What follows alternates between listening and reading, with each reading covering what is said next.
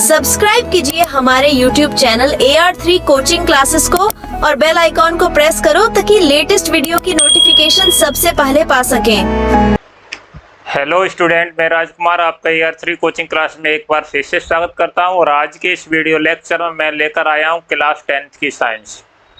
अब इस class 10th के साइंस का जो अध्याय चल रहा था वो थर्ड चल रहा था, जिसमें पढ़ रहे थे धातुएं एवं अधातुएं। ठीक है, और ये क्लास 10th की साइंस है। अब इसमें हम टॉपिक पढ़ेंगे धातुओं का निष्कर्षण। क्या पढ़ेंगे? धातुओं का निष्कर्षण। इससे पहले के वीडियो लेक्चर में धातुओं के निष्कर्षण के बारे में फ्लो चार्ट के माध्यम से समझाया था। अब मैं यहाँ आपके लिए यहाँ टॉपिक पढ़ाऊंगा भर्जन, निष्तापन और थर्मिट अभिक्रिया, और उसके साथ साथ वैद्युत अपघटन द्वारा धातुओं का निष्कर्षण। यानी धातुएं जो सक्रियता श्रेणी में सबसे ऊपर आने वाली धातुएं, सक्रियता श्रेणी मध्यम वर्ग में आने या मध्यम में आने वाली धातुएं, और सक्रियता श्रेणी में सबसे नीचे आने वाली धातुएं, तीनों प्रकार की धातुओं का निष्कर्षण कैसे करते हैं इस वीडियो लेक्चर में पढ़ेंगे। तो वीडियो लेक्चर बड़ा भी हो सकता है, तो आप पूरा देखें जिससे आपको पूरी तरह से समझ में आए। स्टार्ट करते हैं लेक्चर को, ठीक है। और अगर आपने हमारा चैनल सब्सक्राइब नहीं किया है तो कर लीजिए। देखिए, इसमें पहले हम गैंग पढ़ लें। गैंग क्या है ना? क्या पढ़ें? गैंग। तो देखो, पृथ्वी से खनिज अयस्कों में मिट्टी और रेत आदि जैसी कई अशुद्धियां होती हैं, जिन्हें गैंग कहते हैं। गैंग किसे कहते हैं? कि पृथ्वी में से जो हम खनिज और अयस्क निकाल रहे हैं उनमें मिट्टी, रेत और क्या है तुम्हारा, कई अशुद्धियां होती हैं, जिन्हें गैंग कहते हैं। अब इसके बाद हम पढ़ेंगे अयस्कों का सामृद्धिकरण क्या होता है। तो धातुओं के निष्कर्षण से पहले अयस्क से अशुद्धियां, ठीक है, धातुओं के निष्कर्षण से पहले अयस्क से अशुद्धियां जैसे गैंग है को हटाना अयस्कों का समृद्धिकरण कहलाता है। यानी जब हम धातुओं का निष्कर्षण करते हैं तो उससे पहले क्या करेंगे? अशुद्धियों को दूर करेंगे, जैसे मिट्टी, रेत या गैंग को दूर करेंगे। तो गैंग को दूर करना या हटाना क्या कहलाता है? अयस्कों का समृद्धिकरण। और अयस्कों के समृद्धिकरण में अब तो एनसीईआरटी में नहीं दिया है इसका, पहले जब पढ़ते थे तो यूपी बोर्ड की जो बुक आती थी उसमें हम पढ़ते थे, 2-3 विधियां पढ़ते थे, जिसमें से कुछ ये प्रचलित थी। एक थी फैन प्लवन विधि, ठीक है, फैन प्लवन विधि और चुंबकीय पृथक्करण विधि। ये दो विधियां ज्यादा इंपॉर्टेंट थी, जो हाई स्कूल में पढ़ाई जाती थी। उनसे मतलब क्या करते, हम गैंगों को हटा देते थे, यानी या तो उसको धुलाई करके, या जो चुंबकीय पृथक्करण विधि थी वो चुंबक के द्वारा लोहे जैसी, या लोहे को मतलब चुंबक के द्वारा अलग किया जाता था, लोहे जैसी धातु को, ठीक है। तो ये अयस्कों का समृद्धिकरण यहाँ पर सिर्फ इतना ही दिया गया है उसमें कि धातुओं के निष्कर्षण से पहले अयस्क से अशुद्धियां यानी गैंग को हटाना ही क्या कहलाता है? अयस्कों का समृद्धिकरण कहलाता है। तो हम उन विधियों का जिक्र यहाँ पर नहीं करेंगे, आपके बोर्ड एग्जाम में वो नहीं आएंगे, क्योंकि एनसीईआरटी बुक में है ही नहीं उनका जिक्र, ठीक है। आगे बढ़ते हैं।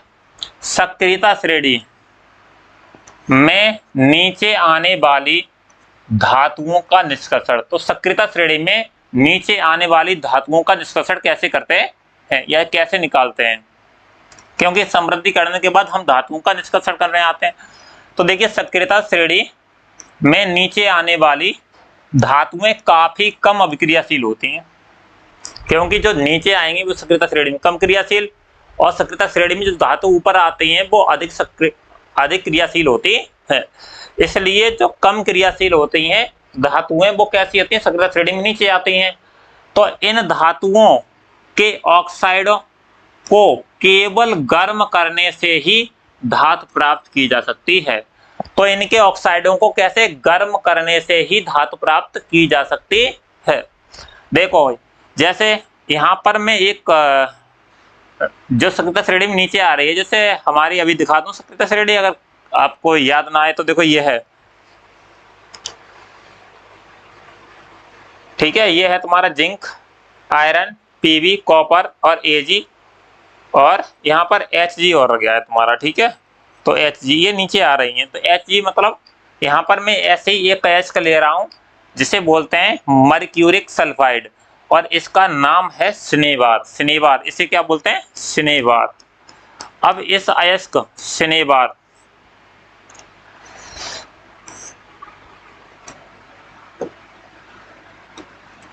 को में ऑक्सीजन की उपस्थिति में यानी वायु की उपस्थिति में गर्म करते हैं। गर्म करते हैं तो डेल्टा का चिन्ह बना देते हैं, ठीक है। गर्म करते हैं, यह है वायु की उपस्थिति में, तो हमें मर्क्यूरिक ऑक्साइड प्राप्त होता है। क्या प्राप्त होता है? Mercuric oxide. क्योंकि देखो HgS है और मुझे Hg की ऑक्सीजन के साथ करानी है, तो Hg ऑक्सीजन, ठीक है। और ऑक्सीजन पर कितना चार्ज होता है? ऋण के 2, और इस पर कितना होता है? प्लस के 2 मर्क्यूरिक पर। तो इसकी वैलेंसी कितनी? 2, और इसकी वैलेंसी कितनी? 2 ही। तो दोनों बिल्कुल क्रॉस करोगे तो सीधी बात है 2 एकम 2 यानी रेशो निकालोगे तो 1 अनुपात 1 ही आएगा। तो Hg भी 1 आएगा और ऑक्सीजन भी 1 आएगी। तो क्या बना हमारा? मर्क्यूरिक ऑक्साइड बनता है प्लस। अब ये जो S है, S ऑक्सीजन के साथ मिलेगी, क्या बनाएगी? सल्फर डाइऑक्साइड यानी SO2। क्या बनाएगी? SO2। बैलेंस करने के लिए यहाँ पर 2 लगा लिए और यहाँ पर भी 2 लगा लिए गए और यहाँ पर भी 2, लेकिन यहाँ पर ऑक्सीजन कितने आएंगे? 3, क्योंकि 3 दूनी 6, 2 ऑक्सीजन तो यहाँ प्रयुक्त ठहरे और 2 दूनी 4 ये प्रयुक्त ठहरे। और सल्फर कितने? 2, और Hg कितने? 2। तो सल्फर भी कितने? 2 इधर, और Hg भी 2 है। अब हम इसका क्या करेंगे? जो ऑक्साइड प्राप्त हुआ है, क्या प्राप्त हुआ है? ऑक्साइड। इस ऑक्साइड को क्या करें? फिर पुनः गर्म करेंगे या फिर इसको अपचयन कर देते हैं, तो ये ऑक्सीजन हमारी बाहर निकल जाएगी। तो बचेगा क्या? Hg। Hg मतलब धातु, किस फॉर्म में? लिक्विड फॉर्म में। याद रहे मरकरी यानी पारा धातु द्रव अवस्था में पाई जाती है। किसमें? द्रव अवस्था में, इसलिए यहाँ L लिखा है मैंने, ठीक है। तो मर्क्यूरिक ऑक्साइड से धातु और ऑक्सीजन गैस यहाँ पर निकल जाएगी। तो हमने क्या प्राप्त करी? पारा धातु प्राप्त कर ली। तो पारा धातु क्या है? सक्रियता श्रेणी में नीचे आती है।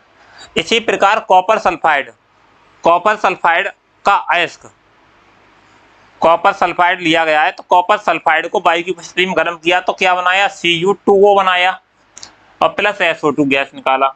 अच्छा ये बताओ, जब किसी धातु को सल्फाइड अयस्कों को गर्म करते हैं तो वहां पर क्रिया कौन सी होती है? भर्जन होती है या निष्ठापन? बताओ जल्दी से, क्या होती है? मैंने पिछले वीडियो लेक्चर में बताया, अगर आप देख कर आए हो।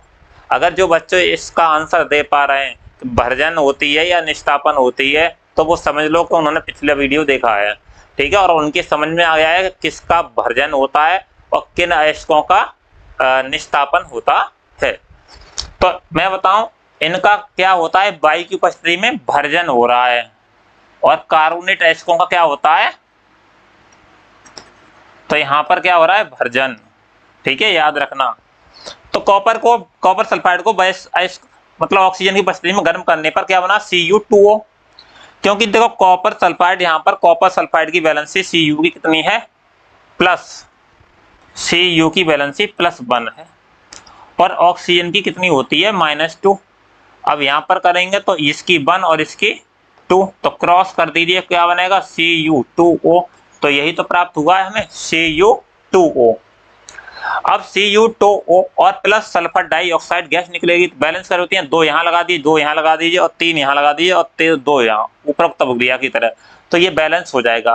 अब देखो इसका जो हमारा कॉपर ऑक्साइड प्राप्त हुआ है ना, क्या प्राप्त हुआ? Copper oxide. इसको ले लेते हैं, और कॉपर सल्फाइड, क्योंकि वायु में थोड़ा बहुत तो कॉपर सल्फाइड और रहेगा उसमें, ये तो है नहीं कि कॉपर सल्फाइड पूरी तरह से नष्ट हो गया होगा या पूरी तरह से उसमें गया, तो उससे भी कुछ पार्टिकल, दोनों की जब क्रिया कराई जाएगी तो को बनेगा क्या? Cu2 बनेगा, क्योंकि Cu है, तो Cu2O और इससे S, तो S और O का संबंध जुड़ेगा तो क्या बनाएगा? SO2। तो ये बना दिया SO2 गैस। अब बचे कितने? Cu, देखो 2 दूनी 4, 4 Cu, और यहाँ पर कितने हैं? 2 दूनी 4, 4 ये Cu है। यहाँ Cu 4 मत कीजिए, नहीं तो बैलेंसी गड़बड़ हो जाएगी, ठीक है। ये रखो Cu2S, यानी एक ही अड़ू रखो इसका। तो देखो अब यहाँ पर पूरा सा इस सब को दोबारा से देख लीजिए, मैं यहाँ पर लिख दे रहा हूँ जिससे तुम्हारे समझ आए।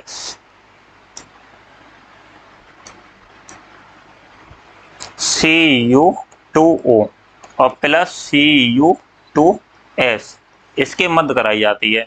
तो बनती तो है Cu सॉलिड और प्लस SO2 निकल जाती है गैस। बैलेंस करने के लिए ऑक्सीजन यहाँ पर कितनी दे रखी है, 2। कितनी दे रखी, ऑक्सीजन 2 है इधर, लेकिन इधर ऑक्सीजन 1 ही है, तो यहाँ पर मैं 2 का गुणा कर दे रहा हूँ। ठीक है, अब सल्फर 1 ही है, यहाँ भी सल्फर 1 ही है, लेकिन कॉपर यहाँ पर कितनी है, 6, वो 1, और यहाँ पर कॉपर कितनी है, देखो 2 दूनी 4 और 2 6, तो मैं यहाँ 6 का गुणा कर दे रहा हूँ। तो ये हो गई तुम्हारी बैलेंस अभिक्रिया जो कि इसकी है। तो हमें ये कॉपर धातु प्राप्त होती है, कौन सी, कॉपर धातु प्राप्त होती है। तो सक्रियता श्रेणी में नीचे आने वाली धातुओं का निष्कर्ष सीधे वायु की उपस्थिति में गर्म कर देते हैं, जिससे उनके ऑक्साइड को अपचयन करने पर या गर्म करने पर क्या प्राप्त हो जाती है, हमें शुद्ध धातु प्राप्त हो जाती है। लेकिन अब आते हैं कि सक्रियता श्रेणी में के मध्य में स्थित धातुओं का निष्कर्षण।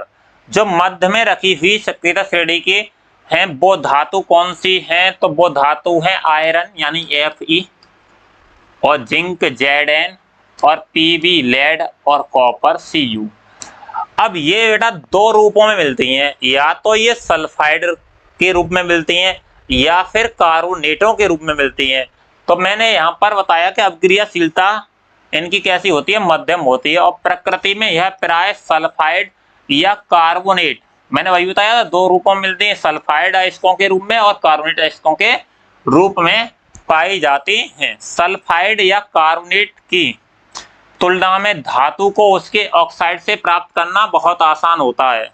ठीक है, अगर हम सल्फाइड और कार्बोनेट के रूप में, जैसे अभी हमने सक्रियता श्रेणी में नीचे वाली धातुओं को पढ़ा, तो उनको बहुत सीधे गर्म कर रहे हम क्या करते हैं, प्राप्त कर सकते हैं। लेकिन अगर सल्फाइड और कार्बोनेट अयस्क के रूप में है तो धातुओं को निकालना मुश्किल है, आसान नहीं है। ठीक है, तो उनके ऑक्साइडों से हम आसानी से प्राप्त कर सकते हैं। तो अब इसको ऑक्साइड से आसानी से प्राप्त कर सकते हैं, तो हम एक काम करते हैं कि इन्हें ऑक्साइडों में परिवर्तित कर लीजिए, और जब ये ऑक्साइड में परिवर्तित हो जाएंगे तो हम आसानी से इस धातु प्राप्त कर सकते हैं।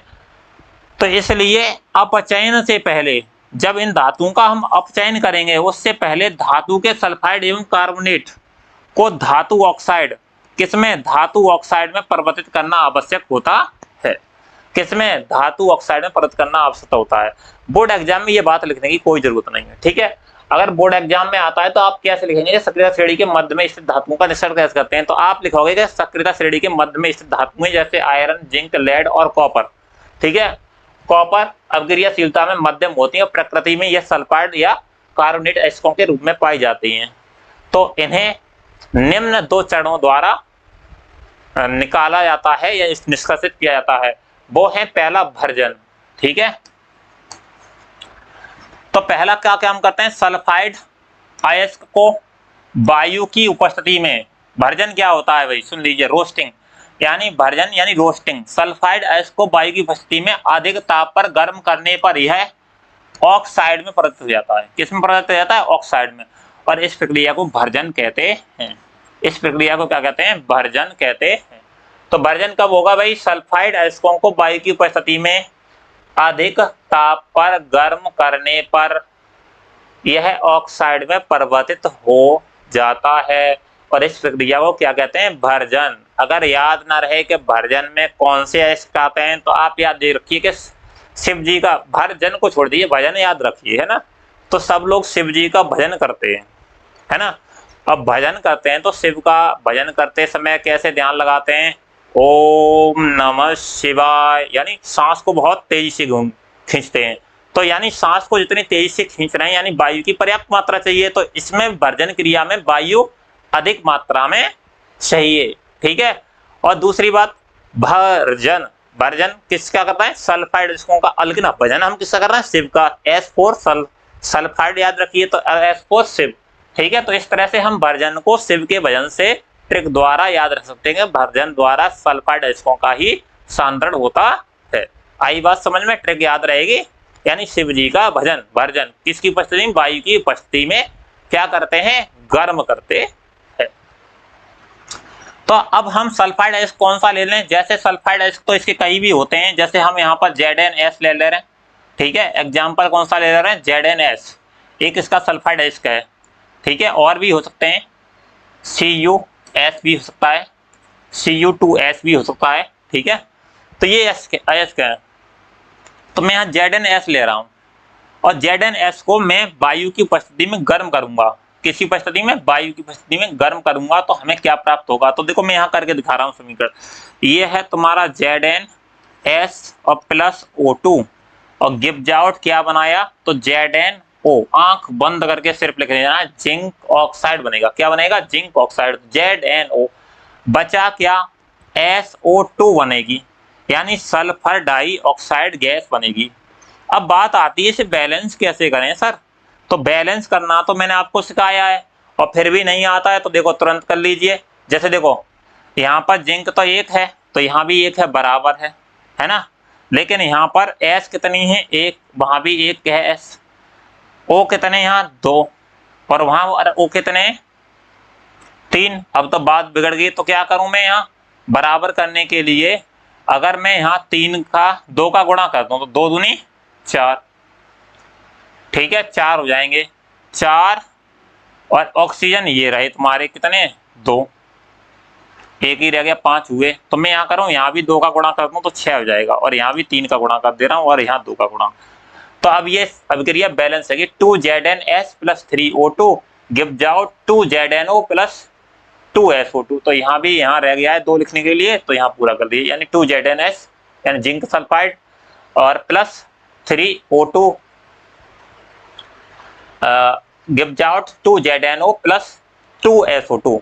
तो यहाँ पर हमें जिंक ऑक्साइड प्राप्त हो गया और इस प्रक्रिया को क्या कहेंगे? हम भर्जन कहते हैं। अगर एग्जाम में आ जाए भर्जन किसे कहते हैं तो आप इतना ही लिखे आना, ठीक है।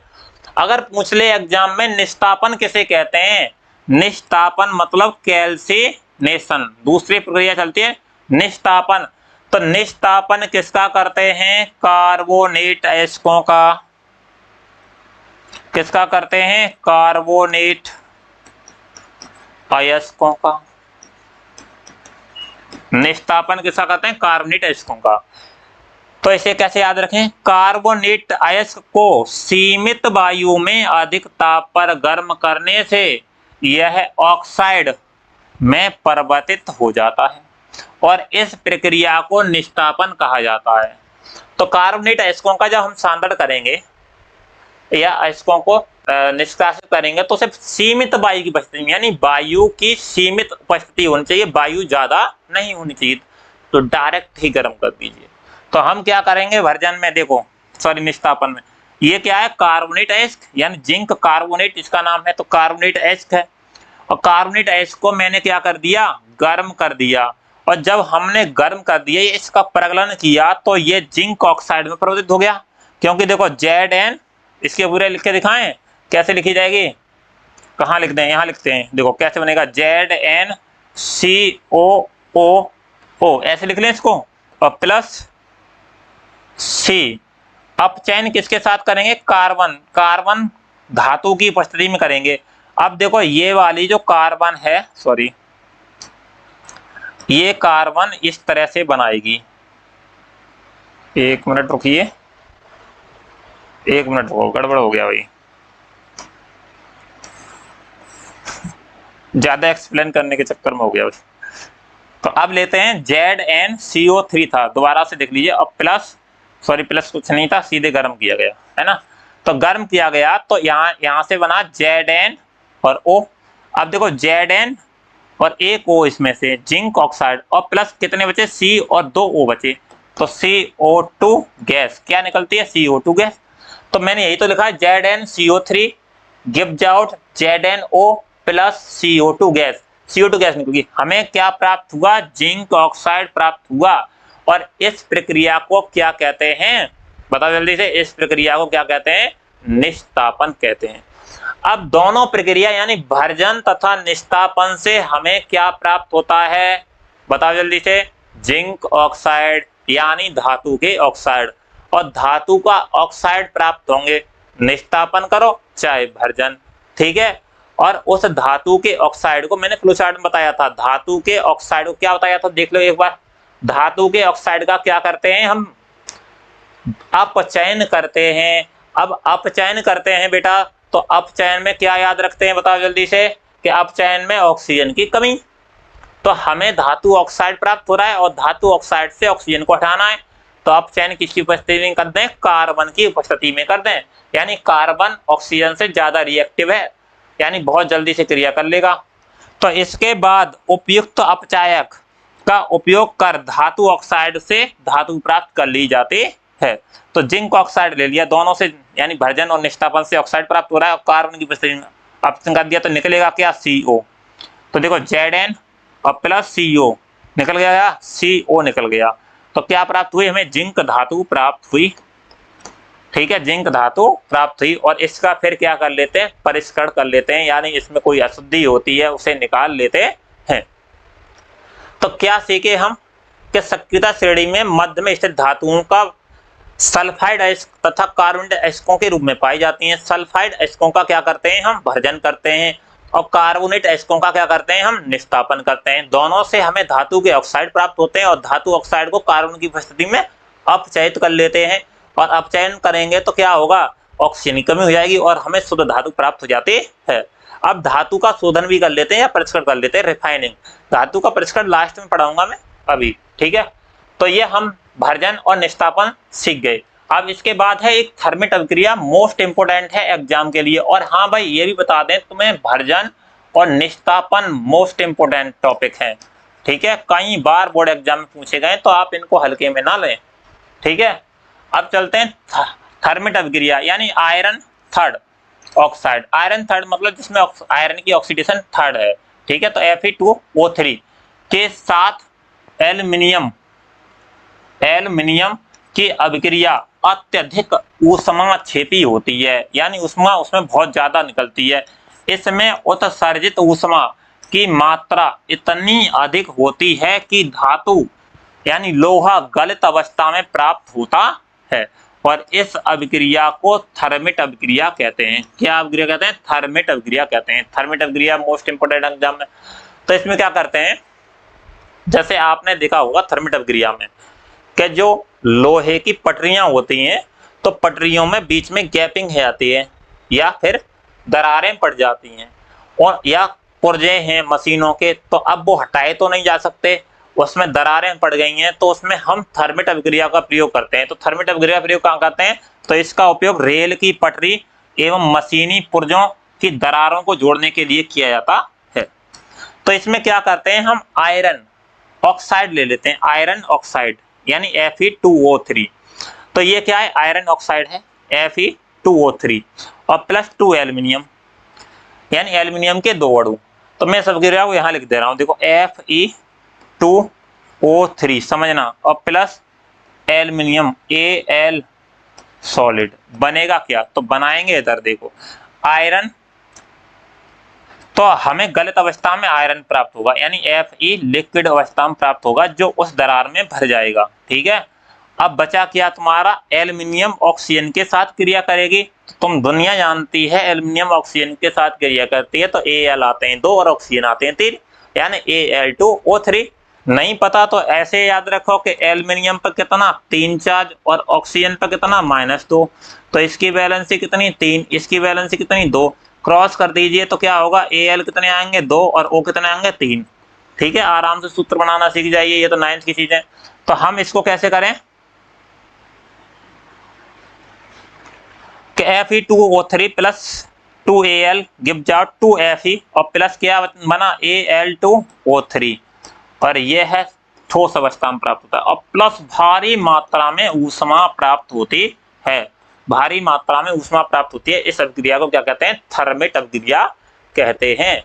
इसका उपयोग कहाँ करते हैं? रेल की पटरी एवं मशीनी पुर्जों की दरारों को जोड़ने के लिए। इसकी शॉर्ट वीडियो आप देखना जिससे आपको समझ में आ जाएगा कि थर्मिट अभिक्रिया क्या है।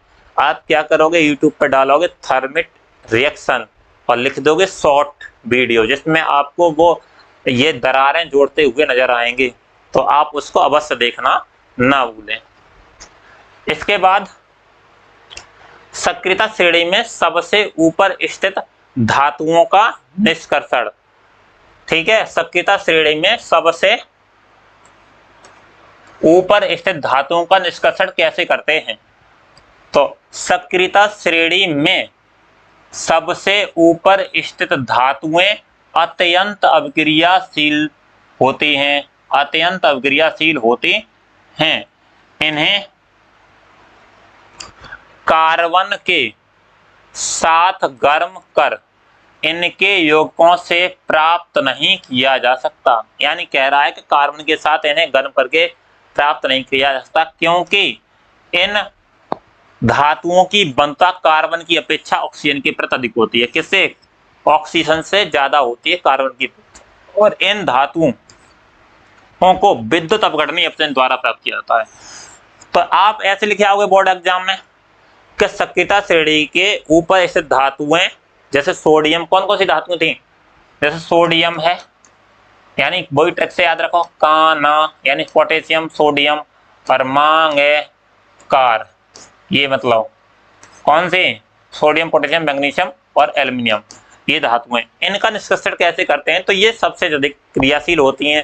कार्बन से अपचयन नहीं हो सकता इनका, तो किससे हो सकता है? ऑक्सीजन से ज्यादा क्रियाशील होती हैं, इसलिए इनका हम क्या करते हैं? वैद्युत अपघटन। अब वैद्युत अपघटन में हम क्या करते हैं? तो वैद्युत अपघटन में जो सोडियम तथा सोडियम है या कोई भी है उसके लवण होते हैं, सोडियम है जैसे मैग्नीशियम है और कैल्शियम है, उनके गलित क्लोराइडों के अपघटन से प्राप्त किया जाता है। तो गलित क्लोराइडों का अपघटन कैसे करते हैं मैंने यहां बताया था कि आप क्या करोगे, दो क्या लोगे? इलेक्ट्रोड, जिसमें एक एनोड बना लेते हैं और एक कैथोड, ठीक है। और एक एनोड है प्लस और ये माइनस, तो ये एनोड और ये है तुम्हारा कैथोड, ठीक है, एनोड और कैथोड। अब जो एनोड है वो धनावेशित है। कैसा है? धनावेशित, इस पर धनावेश है। और ये कैसा है? ऋणावेशित है, यानी ऋणावेशित है, इस पर ऋणायन है। अब हम इसमें क्या भर लेते हैं? जो भी हमें उसका लवण का विलयन मिलता है। किसका लवण का विलयन मिलेगा भाई? बताओ जल्दी से। जैसे हमें NaCl से सोडियम धातु प्राप्त करनी है, तो NaCl का लवण विलयन भर दिया हमने, इक्वस। इक्वस का मतलब इसका जली विलयन है। तो जब किसी को लवण को जली विलयन में घोलेंगे तो वो बनेगा Na धनायन में और Cl ऋणायन में टूटेगा। ऐसे बहुत सारे आयन इसमें टूट जाएंगे। तो मैं यहाँ पर समझा दूं आपके लिए कि कैसे।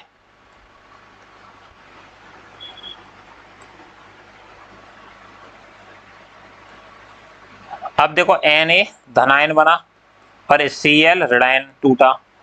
तो देखिए ये ऋणावेशित इलेक्ट्रोड है, सॉरी धनावेशित इलेक्ट्रोड है, और ये ऋणावेशित इलेक्ट्रोड है। धनायन किधर की ओर जाएंगे? इधर की ओर, सॉरी गड़बड़ हो गया। धनायन किधर की ओर जाएंगे? इधर की ओर। ऋणायन किधर की ओर जाएंगे? Cl ऋणायन इधर की ओर, ठीक है। तो Cl ऋणायन क्या करेगा? अपने Cl के पास एक अतिरिक्त इलेक्ट्रॉन है, वो इलेक्ट्रॉन इसको दे देगा। तो देखो कैसे देता है। तो Cl कितनी है भाई? NaCl, मान लो कि NaCl है तो दो Cl लिए हैं, Cl2 मतलब गैस के रूप में है। तो देखिए Cl के पास एक ऋणायन था, उसने क्या किया? दो Cl है तो Cl2 बनी, ठीक है, Cl2 बनी और उसने दो ही इलेक्ट्रॉन त्याग दिए। और ये इलेक्ट्रॉन कहाँ त्याग रहा है?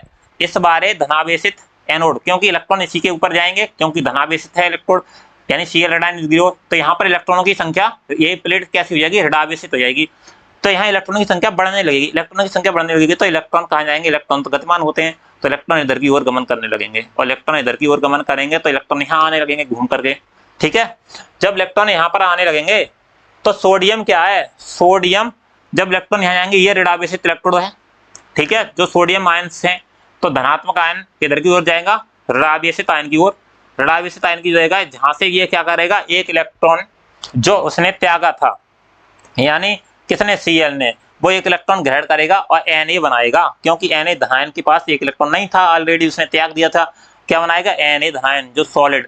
और ये हमें धातु प्राप्त हो जाएगी, सोडियम धातु प्राप्त हो जाएगी। कैसे प्राप्त हो जाएगी? सोडियम धातु इस पर निक्षेपित होती रहेगी, इस बारे इलेक्ट्रोड पर इकट्ठी हो जाएगी, जिसे हम अलग कर लेंगे। इस प्रक्रिया को क्या कहते हैं? वैद्युत अपघटन प्रक्रम कहते हैं। क्या कहते हैं? वैद्युत अपघटन। यानी किसका वैद्युत अपघटन? सोडियम तथा मैग्नीशियम एवं कैल्शियम के क्लोराइडों का वैद्युत अपघटन इस प्रकार किया जाता है, और इससे हमें शुद्ध धातु प्राप्त हो जाती है। तो अब मैंने बताया कैथोड पर कौन सी अभिक्रिया हुई, बताओ भाई। तो ऋण आवेशित इलेक्ट्रोड कैथोड होता है, पर धातुएं निक्षेपित होती हैं। मैंने कहा धातुएं निक्षेपित मतलब एकत्रित होती रहेगी। तो इस तरह से हो रहे Na धनायन plus E electron gives out Na, यानी धातु निक्षेपित। एनोड क्या होता है? धन आवेशित इलेक्ट्रोड होता है, और उस पर क्लोरीन गैस मुक्त होती है। तो Cl2 गैस मुक्त हो रही है किस पर? एनोड पर Cl2 गैस मुक्त होती है। ठीक है। अच्छा, इसके बारे में मैंने आपको उसमें भी पढ़ाया था कास्टिक सोडा में। ठीक है, तो यहाँ पर मैंने एक 5 मिनट झिल्ली भी लगाई थी जिसके माध्यम से सोडियम आयन और कैल्शियम आयन को बारे में डिटेल में बताया था, जिससे बताया था कि यहाँ से तो तुम्हारी क्या निकलती है? Cl2 गैस निकलती है और यहाँ पर तुम्हारी धातु निक्षेपित होती रहती है। ठीक है, तो ये चित्र आप बना सकते हो और ये आपके वैद्युत अपघटन विधि है। ठीक है, तो सक्रियता श्रेणी में सबसे ऊपर स्थित की धातुओं का निष्कर्षण विद्युत अपघटन द्वारा किया जाता है। किसके विद्युत अपघटन? उनके क्लोराइडों के अपघटन द्वारा। ठीक है, तो एनोड किसको बोलते हैं? जो धनसिरा है, लेकिन धनसिरा एनोड नहीं है, ये बात मैं बता दूं। एनोड उसे कहते हैं जिस पर ऑक्सीकरण अभिक्रिया होती है। ऑक्सीकरण अभिक्रिया वहां पर होती है जब कोई धातु या अधातु इलेक्ट्रॉन त्यागती है। जैसे यहाँ Cl क्या कर रही थी? इलेक्ट्रॉन त्याग रही, तो यहाँ ऑक्सीडेशन हो रहा था, इसलिए इस सिरा को एनोड बोला गया। धन सिरा और ऋण सिरा को नहीं एनोड बोलते हैं, नहीं तो आप भ्रमित हो जाएंगे। अगर आपको कोई कहे कि धन सिरा धन आता है, धनात्मक होता है, तो एनोड गलत बात है, गलत बता रहा है वो। अगर वो कह रहा है कैथोड ऋणात्मक होता है तो गलत बता रहा है। तो एनोड कहां पर होता है भाई? तो मैं बता दूं, जहां पर ऑक्सीकरण होता है वहां एनोड, और जहां पर अपचयन होता है वहां कैथोड। क्योंकि मैंने तुम्हें पहले चैप्टर में ही ये बात बताई होगी, एनोड किसे कहते हैं, यानी ऑक्सीकरण किसे कहते हैं? जहां इलेक्ट्रॉन निकलते हो। ठीक है, और अपचयन इलेक्ट्रॉन ग्रहण होता है तो अपचयन कहला जाता है। ठीक है, अब यहां तक हमने आपका चैप्टर क्लियर कर लिया है। सक्रियता श्रेणी में सबसे ऊपर स्थित धातुएं। अब हम धातुओं का परिष्करण नेक्स्ट वीडियो में पढ़ेंगे कि धातुओं का परिष्करण कैसे करते हैं और धातु संक्षारण क्या है। ठीक है, thank you for watching full video और मिलते हैं।